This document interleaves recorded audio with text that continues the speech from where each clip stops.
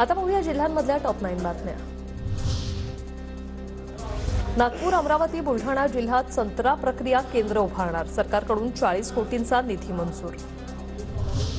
गडकिल्ल्यांवर नवीन वर्ष साजरं करायला बंदी, वन विभागाने आदेश टेकड्या दिलेले आहेत, तर टेकड्या वनक्षेत्र अभयारण्यात तंबू टाकून पार्टी करण्यावर बंदी। मुंबई गोवा महामार्ग पूर्ण होण्यासाठी केंद्र आणि राज्याकडून आता 31 डिसेंबर 2024ची नवी तारीख। मुंबई उच्च न्यायालयात सरकारकडून प्रतिज्ञापत्र सादर, 6 वर्षांपासून महामार्ग पूर्णत्वाची डेडलाईन बदलण्याचा सिलसिला सुरूच। बुलढाण्यातील कोविड रुग्णालयात दारूची पार्टी, सिगारेटची पाकिटं आणि पत्तेही सापडले। रुग्णालयातल्या काही खोल्यांमध्ये शिकाऊ डॉक्टरांचंही वास्तव्य। लसणाची आवक कमी, त्यामुळे नंदुरबार बाजार समितीमध्ये लसणाला तब्बल 500 रुपये किलोचा भाव। उत्पन्न वाढल्यानं शेतकऱ्यांना दिलासा।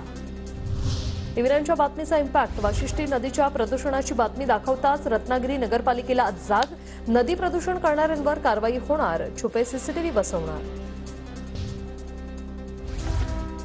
सोलापूरमध्ये अंगणवाडी सेविकांनी काढला कॅन्डल मार्च, मानधनवाढीच्या मागणीसाठी 25 दिवसांपासून सुरू आहे आंदोलन। अंगणवाडी कर्मचाऱ्यांना 26,000 मानधन।